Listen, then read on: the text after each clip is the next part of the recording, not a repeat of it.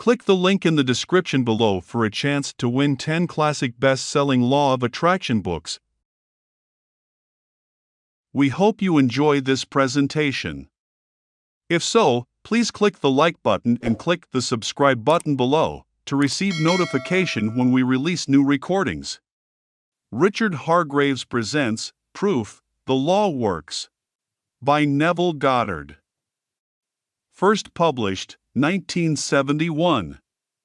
This audio edition recorded 2023. Digitally narrated using the voice of Jeff Masters for buildingmentalmuscle.com. Copyright 2023 Iron Power Publishing. All rights reserved. Proof, The Law Works by Neville Goddard. Paul, in his letter to the Galatians, says, I see that you observe days, and months, and seasons, and years. I am afraid I have labored over you in vain. Now here we are, this crowded week of observing these different days, and this is the season, and naturally it is the year. What did Paul give to the world? What he gave to the world is this, that the Spirit of God and the human imagination are one. He said, we did not receive the spirit of the world, but the Spirit, which is from God, that we may understand the gifts bestowed upon us by God. Here is the one that became the many, that the many may become the one, for one must be all, and comprehend within himself all things, both small and great. Blake, from The Four Zoas. Everything in the world, all that I behold, though it appears without, it is within my imagination, of which this world of mortality is but a shadow. Blake, from Jerusalem. So, we are told that if I be lifted up, I will lift all men and draw all men unto me. Now we are told he is lifted up, therefore, all men are already redeemed. But they have to experience it within themselves. They are already redeemed, but in this world of mortality, this must be now, I would say, repeated within the individual, for he must contain and experience all within himself. There is only God in this world. God only acts and is in existing beings or men. Blake, from The Marriage of Heaven and Hell. Now let me share with you a story that was given to me last Friday night. This lady's husband's name is Ray. When I used the word Ray, I am speaking of her husband. She said, last year, Ray said to me, it's going to cost $1,000 to put on a new roof. We need the roof, but it will cost $1,000. She didn't say they could not afford it. She said, I saw the new roof. Right then and there, I saw the new roof. Then she said, I was working at my sewing machine, it's an old one, but it was adequate. It did the job, but I would like a new one, she said, and so I imagined a new one. Here is the old one, but I imagined a new one. Then I was putting away my tape recorder, and I felt how heavy this thing is. I would like a new, lightweight one. I put the old one away, the heavy one, but I thought I would like a new one that is light of weight. So, I put away the new one that was light of weight. Then she said, Ray said to me, my new shoes hurt. He had just bought them, and they were hurting. Well, I wanted him to have shoes that did not hurt. I did that in my imagination. All of this was last year. Then came the turn of the calendar year, and we had a robbery. No, they didn't steal the roof, but they took the other movable objects, and this past week I got a settlement from the insurance company for $2,050 odd. I now have my nice, new sewing machine. I have my nice, lightweight tape recorder. Ray's shoes do not hurt. And there is money for the roof, with much left over. Now, who instigated the robbery? Now on Friday, you will hear, if you go to service, the 7 words on the cross, 3 taken from Luke, 3 from John, and 1 from Matthew and Mark. It's the same one from Matthew and Mark, which is the 4th one. My God, why hast thou forsaken me? That is the one taken from these 2 Gospels.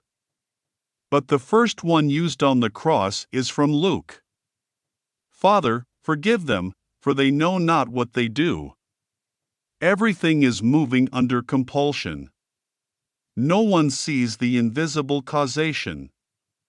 No one sees the invisible imaginal act that is putting pressure upon everyone who is bent in a certain direction to perform the needed act, to produce the imaginal act that is completely unseen by the world. Here, every natural effect has a spiritual cause, and not a natural. A natural cause only seems. It is a delusion of the fading, vegetable memory. Blake, from Milton. Now, in her letter to me she said, "These things I remember. They were all last year, but I remember them." In her case, she is blessed that she can remember. When Ray said to her, "It's going to cost $1,000 to put on the new roof," and I saw the new roof, even though at the moment, he thought he could not now afford a new roof. When I used my sewing machine, it was adequate, it was good, it did the job, but I would like a new one, and I saw a new one.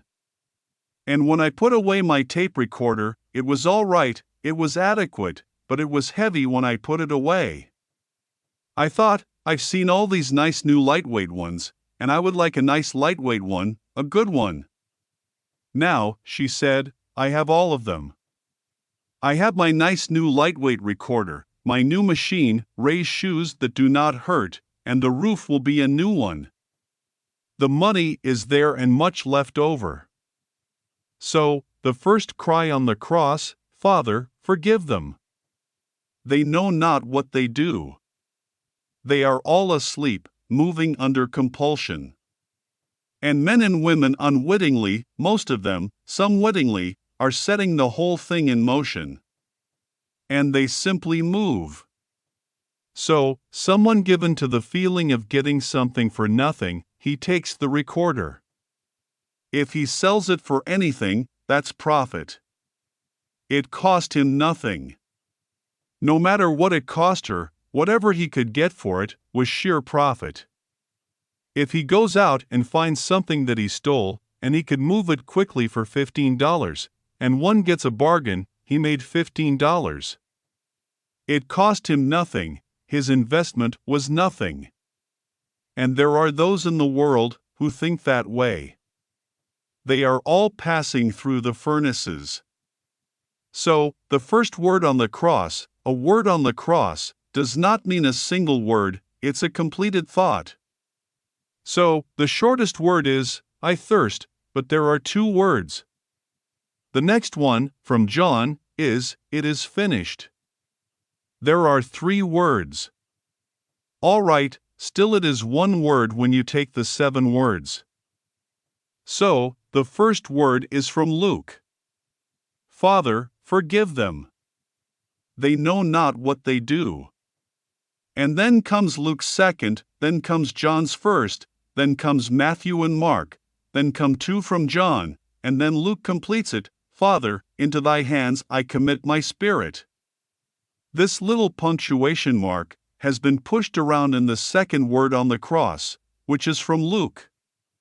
And the thief turns to him and asks him to have mercy on him, and he said, Behold, I say unto you, today thou shalt be with me in paradise. Well, you can alter the punctuation and put the comma after today, but no, leave it just as it is. Behold, I say unto you, today thou shalt be with me in paradise. This is now resurrection. And I, when I am lifted up, I will draw all men unto me, for all things are in my own wonderful human imagination, and I am all imagination. So, when I am lifted up, I draw all. At the very moment, I draw them all with me. But they individually must have the experience, that I have had, but they are already redeemed, because I took them up with me. Because all things exist in the human imagination, and anyone who is resurrected, but he can't be resurrected, and leave behind him any part of himself, so the whole world is raised up with him. I am telling you from experience, the heavenly chorus sings when this thing takes place. They sing the fall, the actual fall into division, and the resurrection into unity. They sing it out, and then the regeneration through resurrection from the dead. They actually sing it out, and the words, "It is finished," I heard it, but I didn't sing it. The heavenly chorus sang it. When I walked by, and everyone was made perfect, because I was perfect, and then at the very end, the chorus sang out, "It is finished," that was the 6th word on the cross.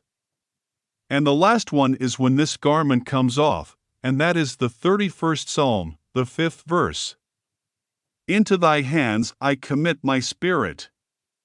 Complete the verse, Thou hast redeemed me, O Lord, faithful God. That was the promise in the beginning, I would fall into division and become fragmented, dwelling in all, that not a thing in this world could be apart from me, because how could I be apart from something that I am going to influence? Because all things by a law divine, in one another's being mingle. Shelley. If I am not penetrating you now, I couldn't see you. You couldn't hear me if I did not penetrate you, and you penetrate me.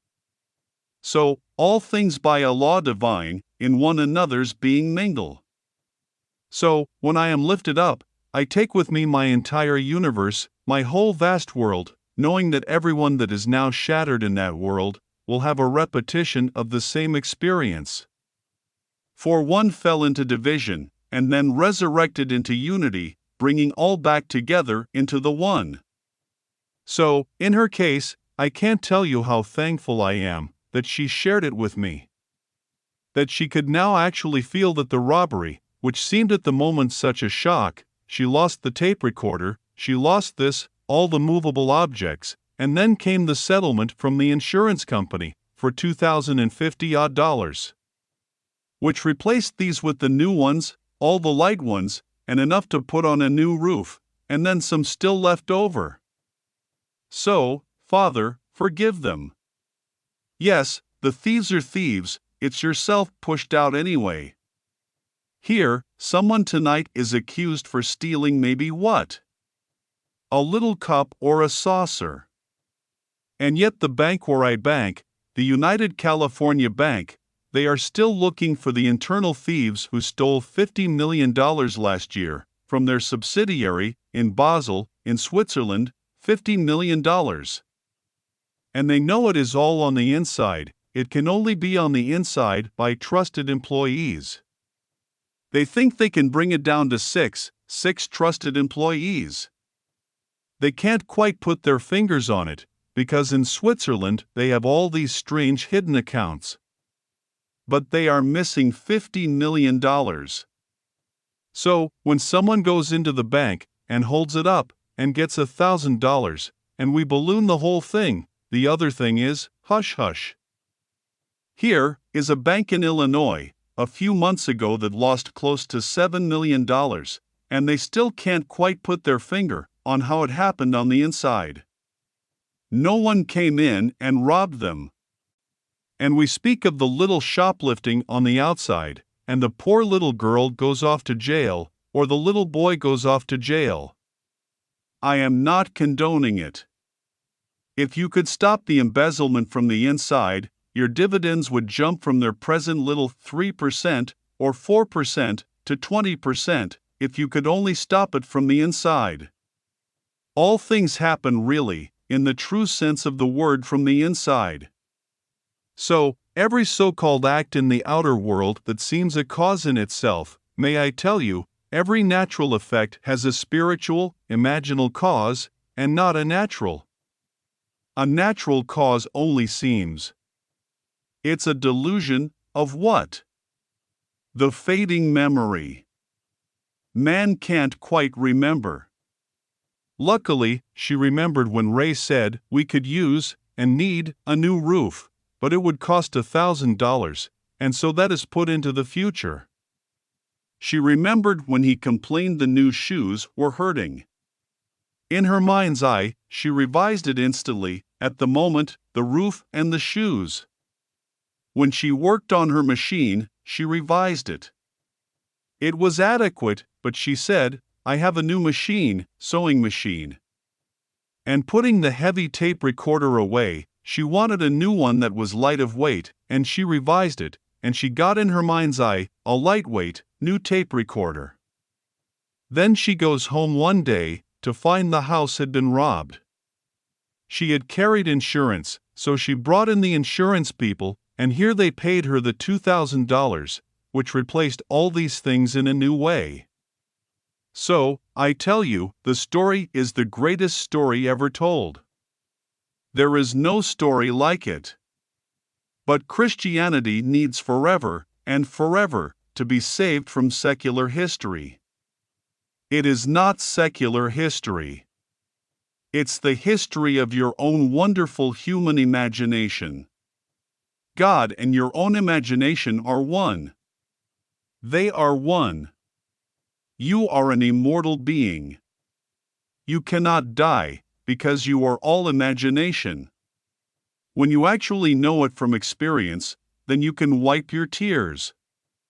Nothing can pass away. You may not see them with the mortal eye, touch them with the mortal hand, but they are in a world just as real as this, just as real, continuing the journey until they reach that moment in time when they are resurrected, and then the scattered body begins to be collected, and they are gathered together into one. So, one must be all, and comprehend within himself all things both great and small. Blake, from The Four Zoas. And you are that one that actually fell, and then, in falling, you became fragmented.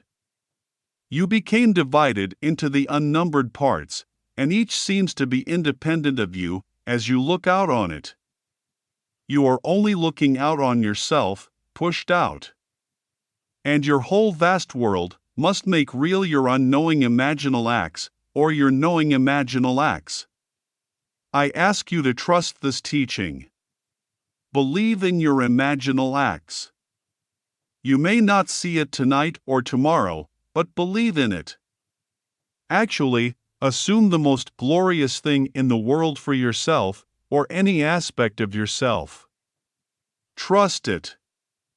And that imaginal act, if it takes 1,000, or 10,000, or 100,000 of your projected selves, will use them to make that thing become real in your world.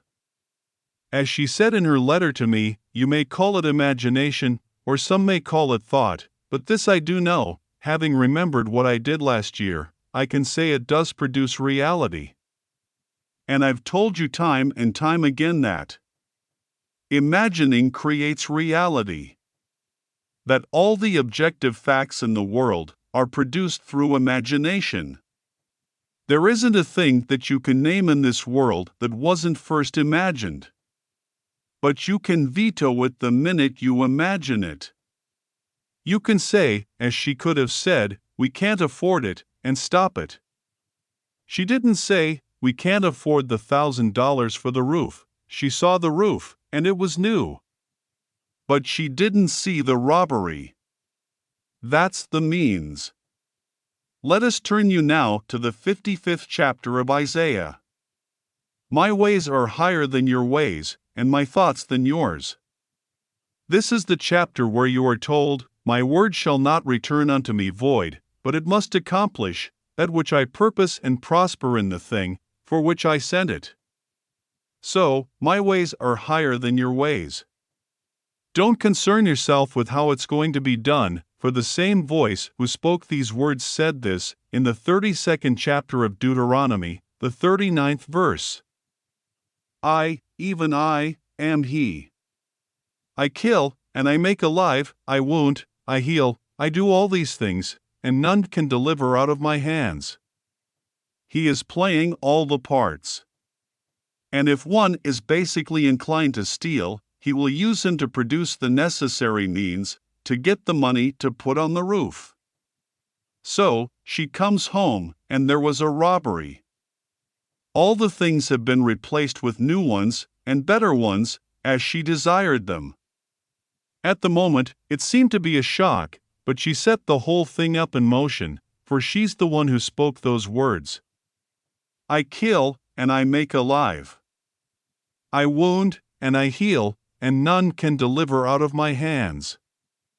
For the Spirit of God and the human imagination are one, and there is nothing but God. All things were made by him, and without him was not anything made that was made. And so, if all things are made by him, is there a thief in the world? He's playing that part. Is there a so-called hero in the world? He's playing that part. A coward? He's playing that part. He is playing every part in the world, and it all adds up to produce the unseen imaginal acts of men. So, you are alone, and you think, no one sees me, and this means nothing. It's only my imagination. And you carry on your lovely imaginal act. And so, that's it. Not knowing that you are actually producing tomorrow's effects in this world. And when it comes into the world, that natural effect has an unseen, invisible, imaginal act as cause, and not a natural cause. A natural cause only seems, it is a delusion of what? Of your fading memory. You don't remember when you did it. So, when confronted with your own harvest, you can't quite believe it. You can't remember when you did anything that could actually be like this. I didn't rob myself. I never thought for one moment of robbery to get the money. No, but I did see the whole thing done. And there are thieves in the world, all over the world, and they are all played by God. There is nothing but God. God only acts, and is, in existing beings or men. Blake, from The Marriage of Heaven and Hell. Now, let me find that actor, because God only acts, and he is in all existing beings or men. Well, I'm a man. I've got to find that actor, for the thing that I see, reflected in the mirror, when I shave in the morning is a mask. That's persona. Now, who is wearing that mask? I am. You simply say, Neville, and I turn around and say, yes? Here I am, but who is the being that is there? I am. That's my real name. But the mask is called Neville. But I will say, I am Neville. So, the wearer of the mask called Neville responds.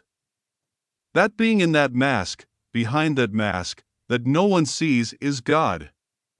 And now the whole vast Christendom will celebrate this victory of God, that he actually died, literally died. But God's first attribute is mercy. And God turned death into sleep, and then rose the sexes to work, and to weep. Blake, paraphrased from To Tirza. And so, all the sexes rose en masse, when God died. He buried himself in humanity and died, and then his first attribute, mercy, turned it into sleep. That is what Blake meant when he said, eternity exists, and all things in eternity, independent of creation, which was an act of mercy. From A Vision of the Last Judgment. That was the merciful act, to turn death into sleep. And God is dreaming this dream. One day he will awake. And when he awakes, he resurrects, and then he gathers into his own being all his scattered beings. So, all are gathered together. When I depart this time, may I tell you, I am taking everything in the universe with me. And I, when I am lifted up, I will raise all unto me. Read it in the 12th chapter of John. Not one can be left, because all things exist in the human imagination. But it's not raised up, until he who is scattered is awakened to unity. And then he draws into his own being all that was scattered. So, they sing his fall into division, and his resurrection into unity. His fall into the generation of decay and death, and his regeneration into the resurrection from the dead. So, when he actually is raised from the dead, he gathers all into his own being. And they are all with him. No matter where he goes, he has the whole vast world raised up. He hasn't left one behind him. But everyone shattered in the world will have a reproduction of that drama in themselves. So, what is now being dramatized as a memorial this week, for this is really a memorial, this is simply a great memory, a remembrance of what God has already accomplished. And so, they are perpetuating it through Good Friday. Then comes the burial on Saturday. Then comes the resurrection on Sunday. But the whole thing is done.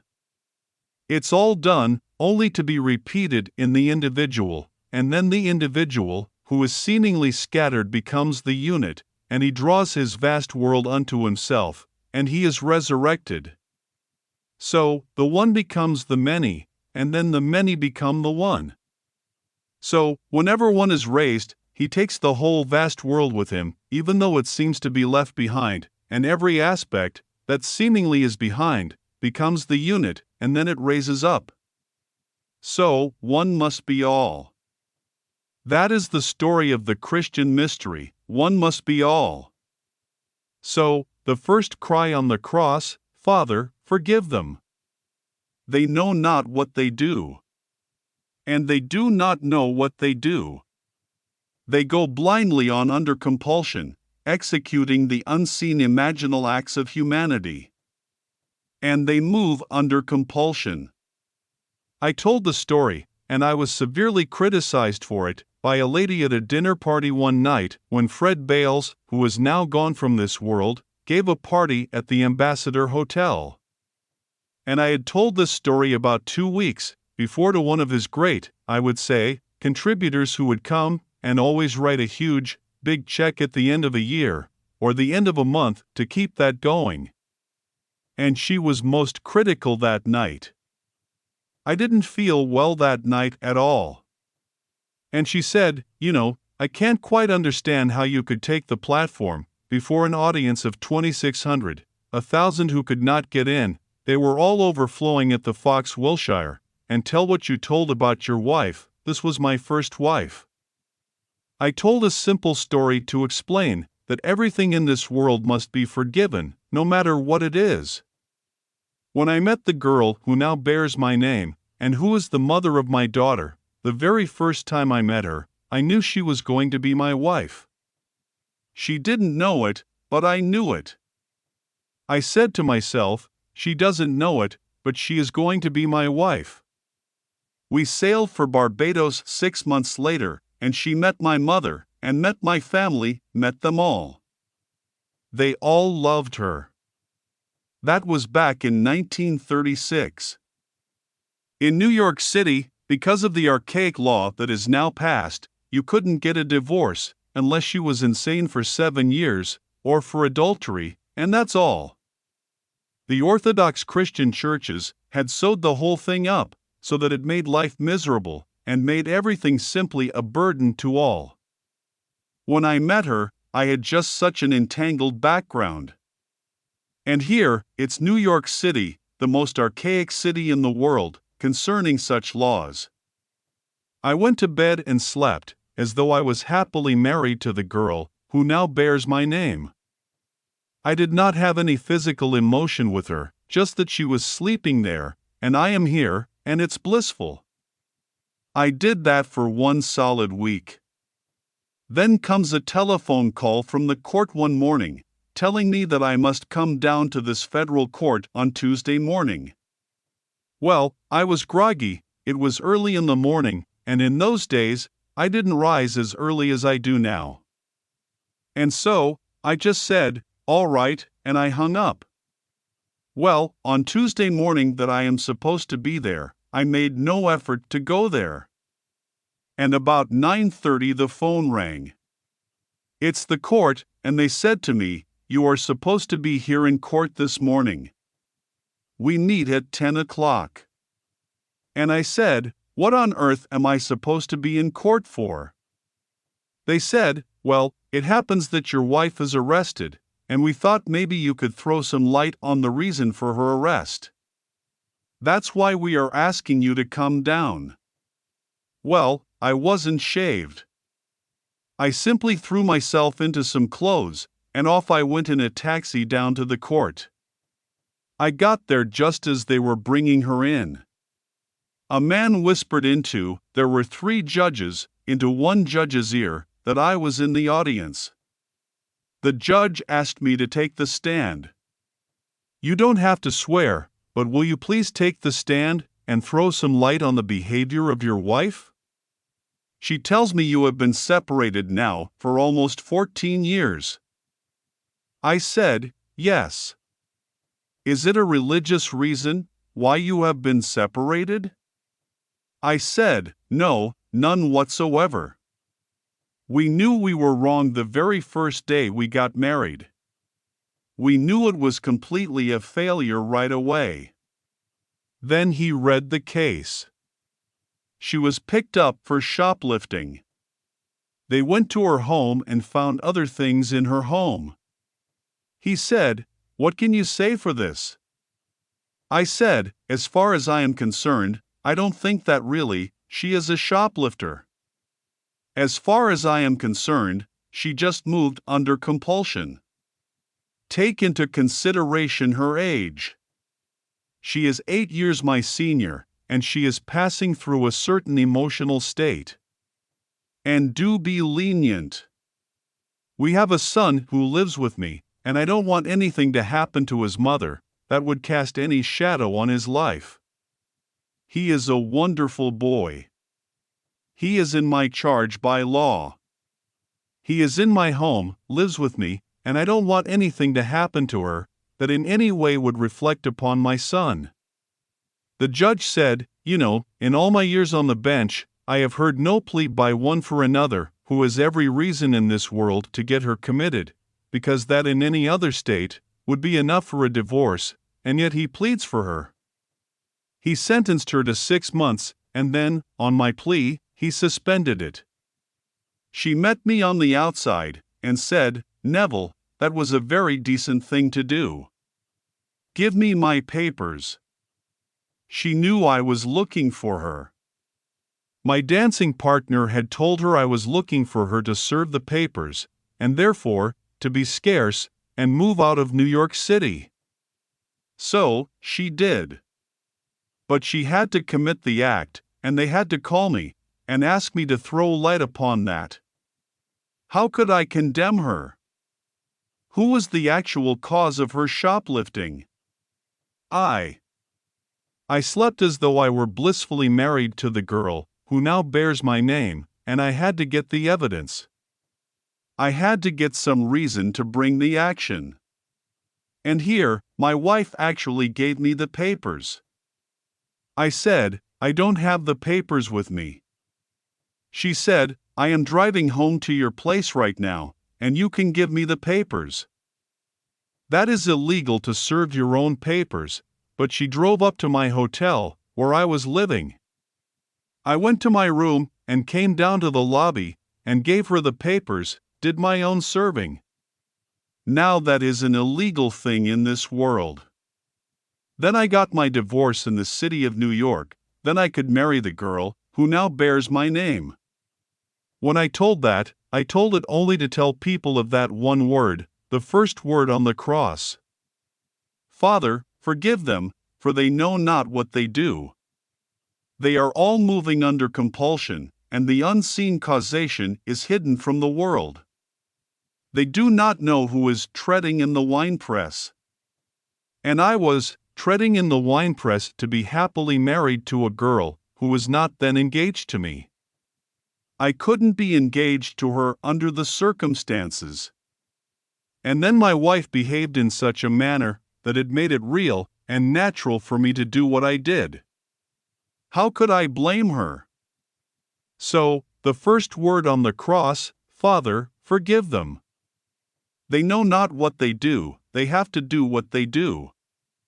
I had to fall into division, and fragment my being into the unnumbered parts called humanity, and then rise into unity, and gather all my scattered members together, and rise as God Himself.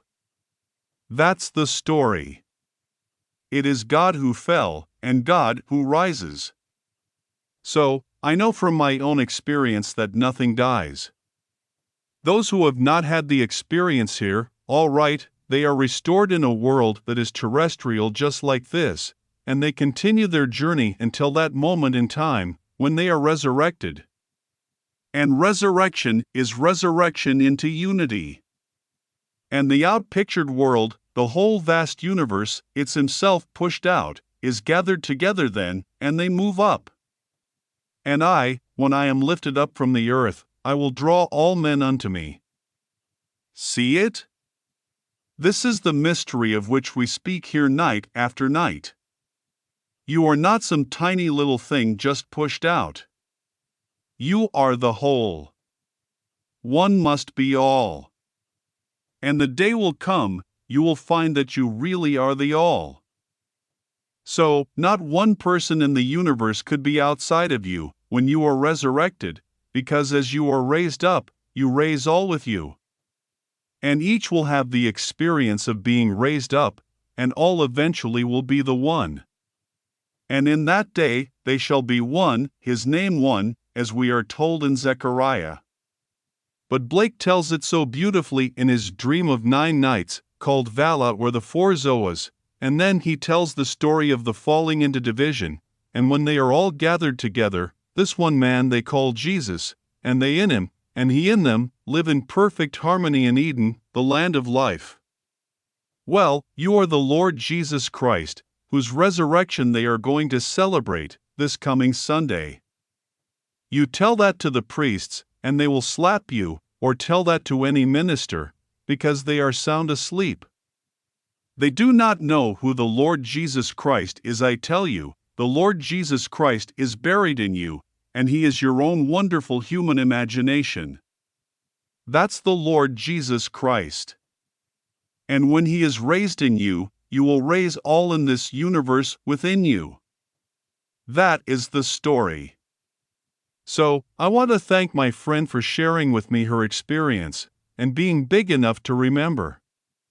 If man could only remember his imaginal acts. She remembered when the roof needed repairs or a new one, and the cost was excessively high for them at the moment. She remembered her husband complaining about the pain the new shoes caused, the weight of the tape recorder, and then working on the machine, the sewing machine, and it was adequate, it was good, but she would like a new one. And then came out of the nowhere a robbery, and took all these movable objects. And then came the insurance, that sent the check for $2,000 that replaced all the movable objects, and paid for the new roof with much, much over. So, she can actually say, "Forgive them, Father, those who took it." Did they not do her a favor?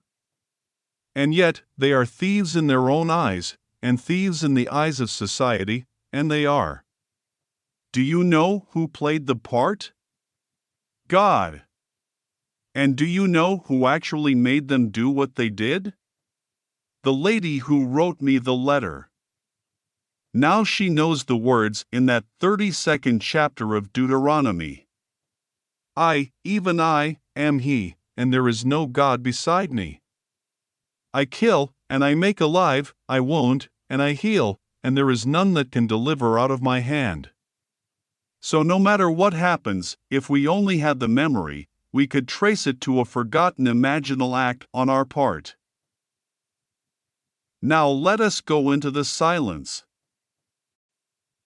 End of lecture. We hope you enjoyed this presentation. If so, please click the like button and click the subscribe button below to receive notification when we release new recordings.